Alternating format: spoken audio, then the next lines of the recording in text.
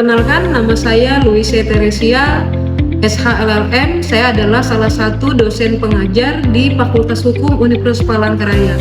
Adapun konsentrasi mata kuliah yang saya ampu, khususnya di Fakultas Hukum Universitas Palangkaraya, adalah mata kuliah Hukum Sumber Daya Alam. Dari mata kuliah ini ada beberapa yang ingin kita sampaikan berkenaan dengan video pengajaran yang akan digunakan sebagai syarat untuk melakukan proses pengajaran di Fakultas Hukum Universitas Palangkaraya. Adapun capaian yang ingin dicapai dari mata kuliah ini adalah mahasiswa mampu menjelaskan prinsip, asas, dan teori dalam hukum sumber daya alam.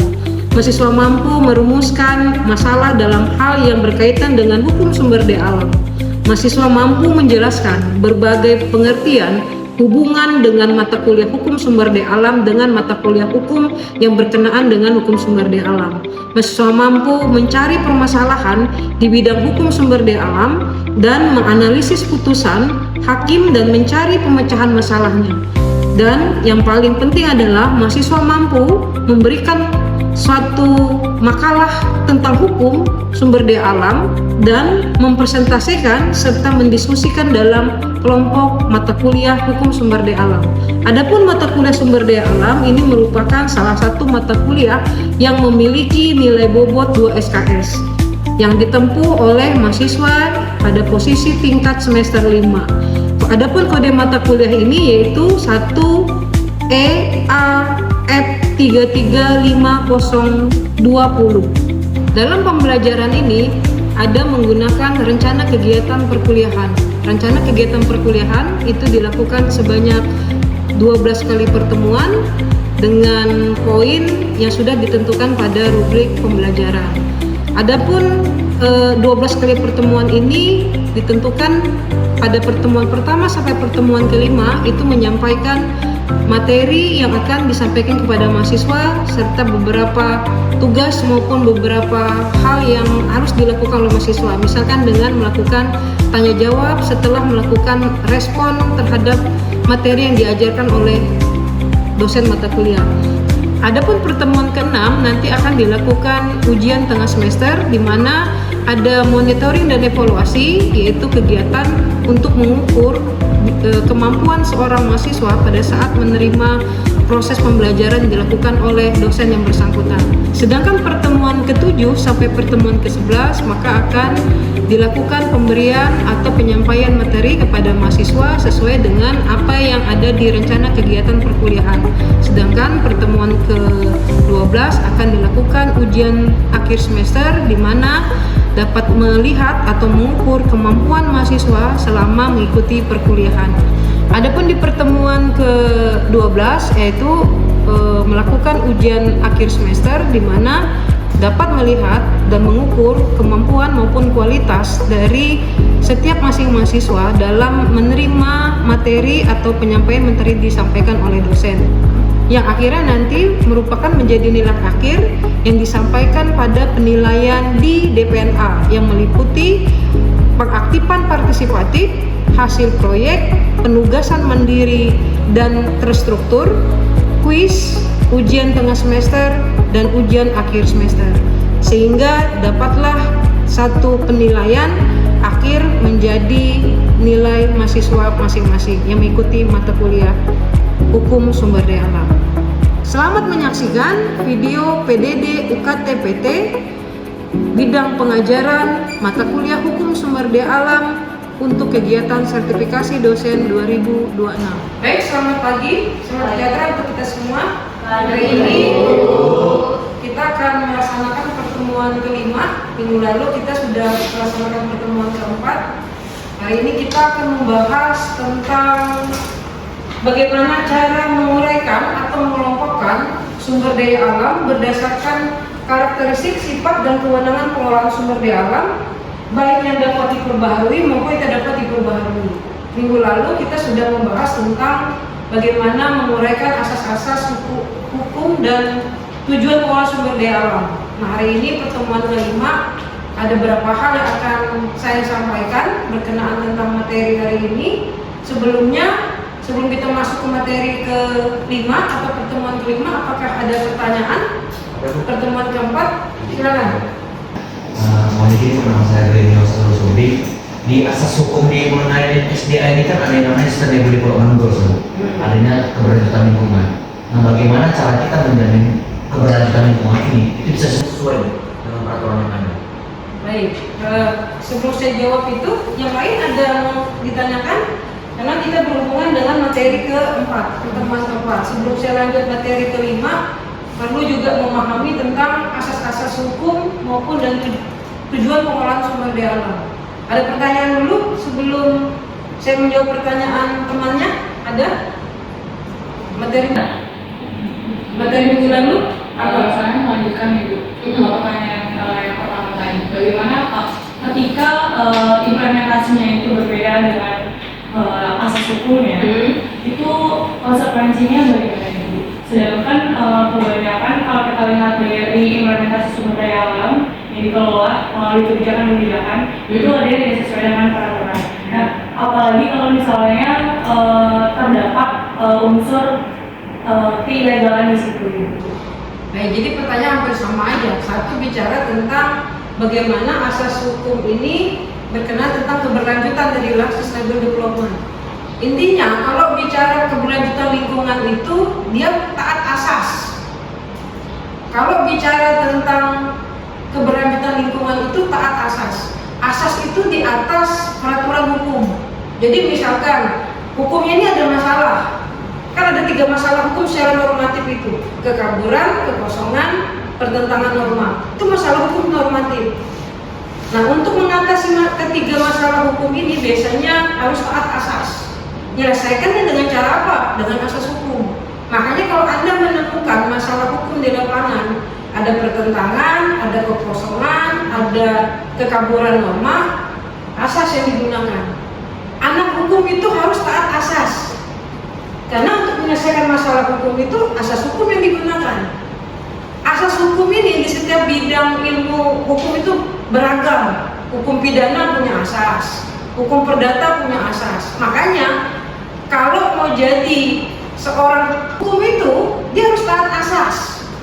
Karena bicara taat asas berarti Anda taat hukum. Cara menyelesaikan masalah hukum secara normatif dengan menggunakan asas hukum. Contoh, Anda nanti ngambil tulisan normatif, Anda harus melihat terjadi kekosongankah, kekaburankah, atau pertentangan norma. Mana yang Anda pakai? Asas hukum. Makanya sering orang bilang taat asas. Karena asas ini di atas segala-galanya, di atas peraturan perundang-undangan. Kalau normanya kosong, normanya kabur, normanya bertentangan, gunakan asas. Jadi, kenapa harus menguraikan asas hukum kalau Anda diminta untuk menyelesaikan masalah hukum sumber daya alam? Anda menemukan kekosongan, kekaburan, pertentangan asas yang lain. Bagaimana untuk keberlanjutan lingkungan? Kalau tidak ditemukan hukumnya atau hukumnya kabur, bertentangan, atau kekosongan, gunakan asas hukum. Saya tidak bisa mematok asas hukum apa di hukum sumber daya alam, nggak ada. Beragam asas hukum itu, tergantung masalah yang kamu hadapi. Dia kaburkah normanya, kekosongankah, atau pertentangan norma. Makanya harus taat asas. Itu paling tertinggi itu ya asas hukum untuk menyelesaikan masalah hukum itu. Nah, jadi gimana kuncinya agar hukum itu dapat berjalan? Selain dia taat asas, juga taat hukum agar tujuan pengolahan sumber daya alamnya tercapai. Jadi paham ya? Ada pertanyaan lagi? Kalau tidak saya lanjut ke pertemuan kelima. Pertemuan kelima ini satu, tadi kemampuan menguraikan dan mengelompokkan sumber daya alam. Itu targetnya. Jadi Anda bisa membedakan mana sumber daya alam yang bisa diperbaharui, mana yang tidak bisa diperbaharui. Renewable dan non-renewable. Nanti Anda bisa memisahkan. Nah, kedua kelompok pembagian sumber daya alam ini nanti pemberlakuannya juga memperlakukan dua karakteristik ini juga berbeda, terutama yang tidak bisa diperbarui. Bagaimana Anda menjaga ini? Harus bisa membedakan. Yang renewable bagaimana memperlakukannya? Yang non renewable itu lebih ketat lagi. Kenapa? Dia bisa habis kalau tidak diperbaharui. Yang kedua, diskusi dan tanya jawab. Nanti ya ada tugas case method, menyelesaikan masalah hukum, terutama hukum sumber daya alam. Baik, sekarang saya lanjut ke materi dulu. Nah, kalau bicara pembagian karakteristik sumber daya alam, itu harus pahami dulu sumber daya alam itu apa. Coba saya tanya sekarang, menurut Anda aja, sumber daya alam itu apa? Di luar konteks ini ya, yang ada di depan.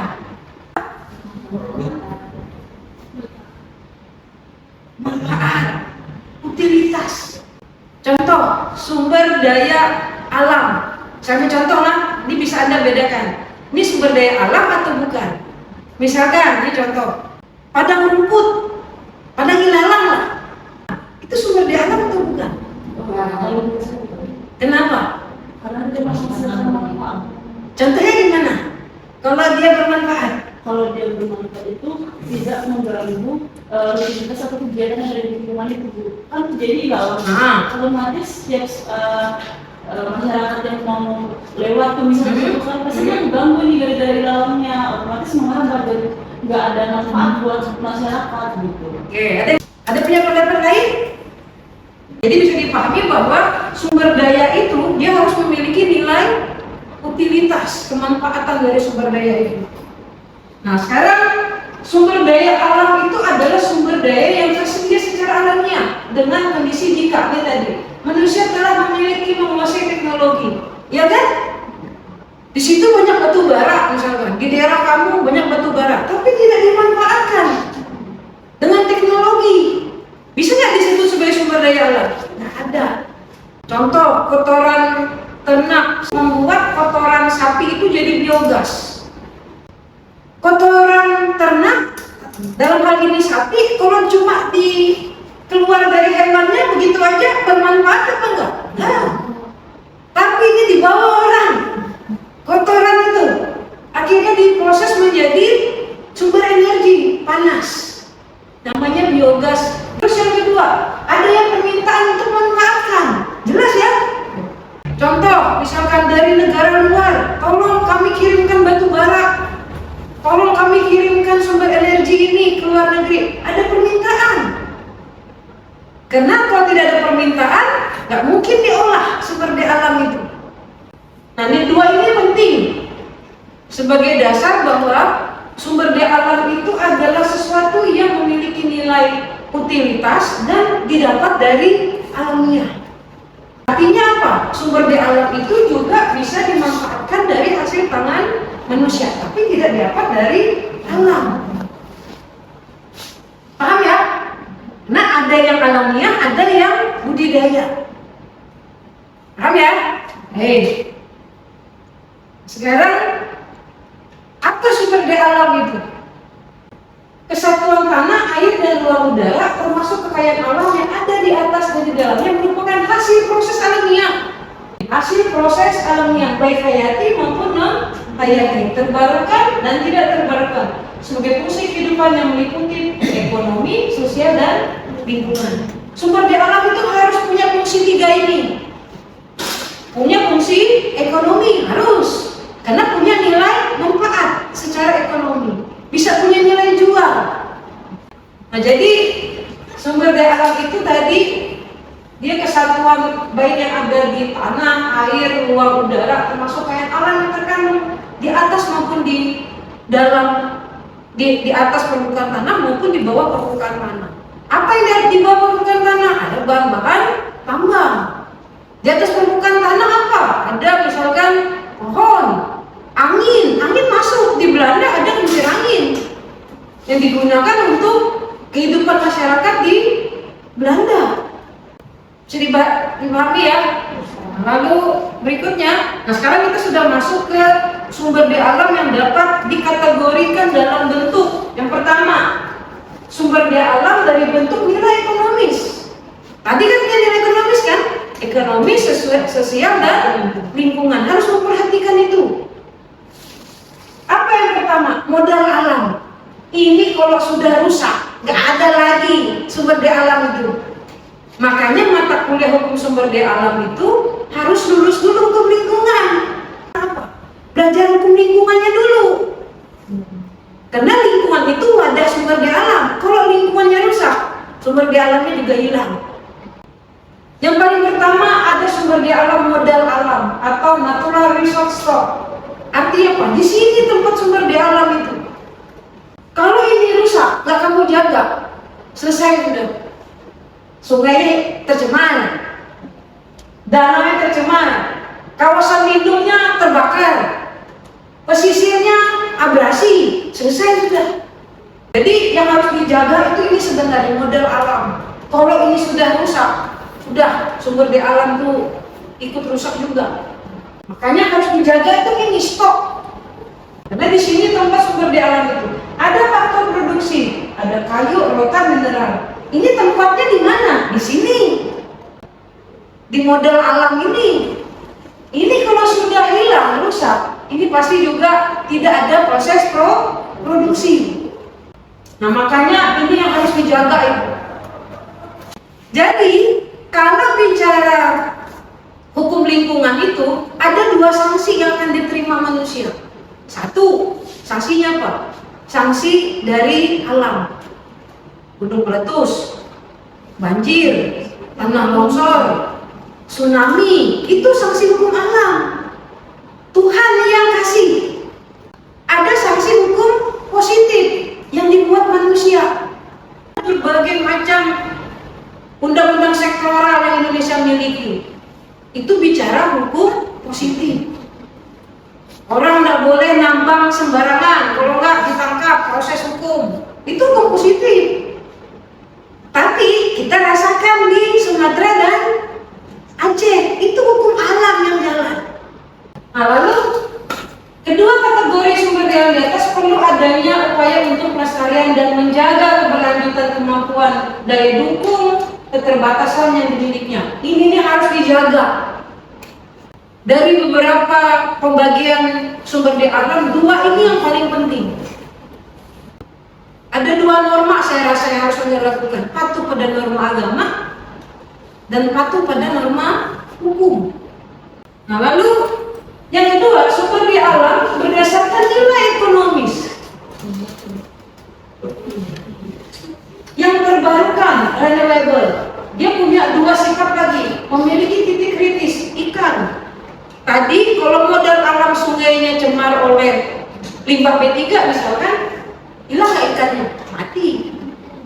Nah jadi harus dijaga ini ya. Tidak memiliki kritis apa udara, pasang surut, angin. Ini bisa hilang nggak? Nggak ada. Selalu ada. Tapi dia bisa berkurang kualitasnya. Udara kalau kebakaran hutan dan lahan bisa tercemar nggak? Bisa. Apa? Asap. Lalu rentang batas HPSDM terbarukan berkisar 80 tahun. Misalkan ini habis nih, baru bisa ada lagi sumber daya alam itu kurang lebih 80 tahun. Jadi kisarnya sumber daya alam yang terbarukan atau non-renewable memiliki 2, habis dikonsumsi, contoh minyak, gas, batu bara. Gak bisa kamu produksi. Kalau sudah habis aja. Didaur ulang. Nah ini masih bisa nih didaur ulang. Besi, aluminium itu masih bisa diolah kembali. Plastik bisa. Nah lalu berikutnya sumber daya alam berdasarkan kegunaan akhir. Sumber daya alam material terdiri dari material metalik, besi, aluminium, tembaga, ada non metalik, pasir, batu, air. Sumber daya alam energi, ada sinar matahari, angin, minyak bumi. Nah ini berdasarkan ada manfaatnya semua kan? Karena dia berdasarkan kegunaan. Lalu sumber daya alam tidak tetap. Contoh semak-semak. Kan lahan itu kan semak-semak kan? Ada hutan gambut, ada lahan gambut. Kan dibedakan tuh lahan dan hutan. Kalau lahan pasti dia semak-semak nih. Berubah nggak dia? Kalau misalkan di musim kemarau nih, berubah apa? Kalau kondisinya terbakar.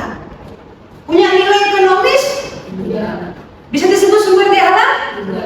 Paham ya? SDM terbarukan tidak terbarukan adalah manfaat dan pengelolaannya perlu dibedakan perlakuan sesuai dengan karakteristik potensi kapasitas daya dukung. Jadi tadi yang saya bilang, terutama modal alam itu harus dijaga betul-betul agar muncul kemanfaatannya. Kalau modal alamnya hilang, otomatis akan sumber daya alamnya. Nah, mana yang paling penting? Ada beberapa slide lagi ya. Tidak ada energi yang tidak berubah. Pasti berubah. Energi yang masuk ke tubuh manusia pasti akan menjadi limbah.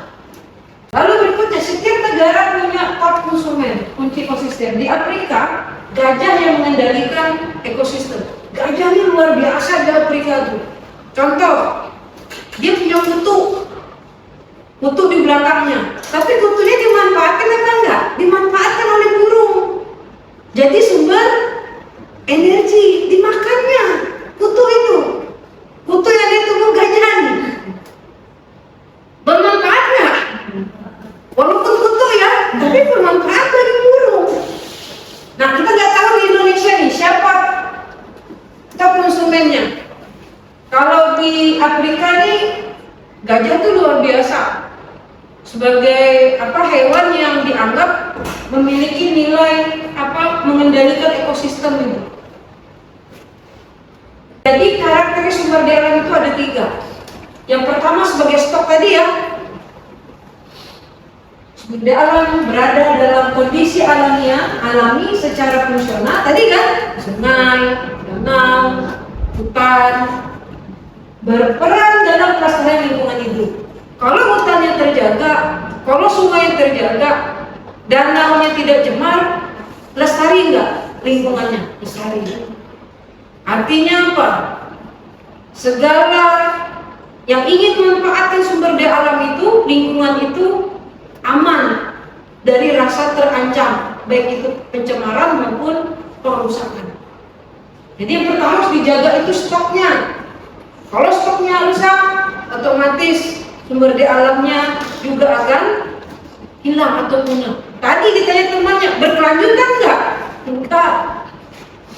Apa yang harus Anda patuhi? 2 hukum tadi, hukum alam dengan hukum positif. Yang kedua, sebagai flow. Sumber daya alam sangat berkaitan dengan aspek pemanfaatan penggunaan sumber daya alam. Artinya apa? Sumber daya alam itu bisa dimanfaatkan berkaitan dengan pemanfaatan. Artinya setiap manusia itu harus pintar-pintar memanfaatkan ini. Jangan sampai penggunaan sumber daya alamnya berlebihan. Karakteristik flow secara langsung berpengaruh terhadap stok. Artinya apa? Kalau flow-nya berkurang, akibat stoknya hilang. Paham ya? Sebaliknya, stoknya hilang, stoknya akan hilang, pemanfaatan sumber daya alamnya nggak ada. Nah, ini nih output dari materi kelima ini, pertemuan kelima ini ada 3 tadi: kemampuan menguraikan dan mengelompokkan sumber daya alam, diskusi dan tanya jawab, lalu tugas nanti. Karena minggu depan akan ada UTS. Silakan dulu. Ada pertanyaan sebelum saya nanya? Ada pertanyaan dulu? Coba. Terima kasih Bu ya atas kesempatannya. Tadi seperti yang sudah dijelaskan oleh Ibu, bahwasannya sumber daya alam kita ini terbagi jadi 2, Bu. Itu sumber daya alam yang dapat diperbarui dan tidak dapat diperbarui. Di sini saya ingin menyoroti ke sumber daya alam yang tidak dapat diperbarui. Tidak dapat diperbarui ini artinya dia memiliki limit atau batasan, dan dia memerlukan waktu atau proses yang cukup panjang, perlu berjuta-juta tahun untuk dapat terbentuk gitu kan. Nah, di sini yang ingin saya tanyakan adalah bagaimana sih cara mengelola dan memanfaatkan sumber daya alam yang tidak dapat diperbarui itu dengan baik? Sementara seperti yang kita ketahui, di luar sana masih banyak perusahaan-perusahaan nakal, masih banyak kelompok, masih banyak individu yang mengeruk sumber daya alam yang tidak dapat diperbarui ini dengan sangat masif gitu, Bu. Itu pertanyaan. Kalau ditanya, simpel sebenarnya. Tadi taat hukum dan taat asas. Jadi kalau mau bicara bagaimana memperlakukan sumber daya alam tidak dapat diperbarui itu harus pandai-pandai membatasi penggunaan. Makanya Anda mungkin kalau ngambil bidang HNTN ada mata kuliah hukum perizinan. Ada nggak? Nggak ada ya ngambil mata kuliah? Ada hukum perizinan. Jadi hukum perizinan itu untuk membatasi. Sekiranya kalau misalkan stok tadi, stok sumber daya alam itu terbatas menggunakannya, makanya harus diizini dalam pendidikan hak dan kewajiban yang terbatas. Kenapa? Stoknya terbatas. Kalau boleh tanya, gimana Bu untuk memperlanjutkannya? Ya tadi memperhatikan ini tadi ya. Nah nih, sumber daya alam itu harus memperhatikan 3 fungsi ini. Ekonomi, sumber daya alam harus punya nilai manfaat ekonomis. Kalau nggak ada, nggak akan menjadi sumber daya alam. Yang kedua, sosial. Untuk orang banyak, jangan untuk kepentingan sendiri. Mungkin Anda dengar ada beberapa lahan atau hutan yang harusnya tidak dimanfaatkan untuk non kehutanan atau dikonversi untuk non kehutanan, dipakai untuk kegiatan non kehutanan. Nilai sosialnya nggak ada. Lingkungan, hutan lindung akhirnya dikonversi menjadi hutan produksi. Nah, boleh. Dah, itu bisa ya. Ada lagi? Apa? Kan akhirnya diberikan pada sumber daya alam itu kan yang ada di hutan gitu. Nah, kira-kira tuh yang segala sesuatu yang ada di hutan itu bisa nggak sih kita sebut sumber daya alam atau Di hutan? Tadi kan pengertian alam. Kalau kamu tidak, ini yang ini nih. Nah, ini. Manusia telah memiliki atau menguasai teknologi untuk memanfaatkannya. Kalau nggak dimanfaatkan, sumber daya alam nggak? Enggak. Ada lagi? Tanyakan? Cukup ya? Baik. Saya rasa pertemuan ke-5 bisa diakhiri. Kalau tidak ada pertanyaan, diskusi saya akhiri ya. Nanti untuk tugasnya Anda silakan mencari atau mencari perbedaan antara karakteristik sumber daya alam stok dan flow. Buat pemahamannya dan berikan contohnya. Dikaitkan dengan hukum sumber daya alam. Jadi untuk itu bisa dalam bentuk kasus atau dalam bentuk deskripsi. Misalkan Anda mau membuat dalam contoh kasus misalkan, contoh kasus tentang pengelolaan sumber daya alam. Mana yang diutamakan, stok atau flow? Yang diutamakan itu stok. Dan karakteristiknya juga berbeda. Baik, kalau tidak ada pertanyaan, saya rasa cukup untuk pertemuan ke-5. Mudah-mudahan dari materi ke-5 ini Anda bisa menguraikan nanti kedepannya, menguraikan dan mengelompokkan sumber daya alam. Untuk minggu depan pertemuan ke-6 akan dilaksanakan ujian tengah semester. Silakan dipelajari materi pertemuan pertama, kedua, ketiga, dan terakhir ini pertemuan ke-5. Mungkin itu saja yang bisa saya sampaikan. Sampai bertemu minggu depan. Silakan tugasnya dikerjakan dan dikumpulkan melalui ketua kelasnya dalam bentuk soft copy saja. Nanti dikirim pakai Google Drive. Itu ya. Tidak ada pertanyaan sekali lagi? Tidak ada. Saya akhiri. Selamat pagi. Demikian proses kegiatan pembelajaran kita hari ini. Semoga apa yang sudah dipelajari dapat bermanfaat dan dipahami dengan baik. Terima kasih atas perhatiannya. Sampai jumpa pada pembelajaran berikutnya. Tetap semangat dan salam sehat.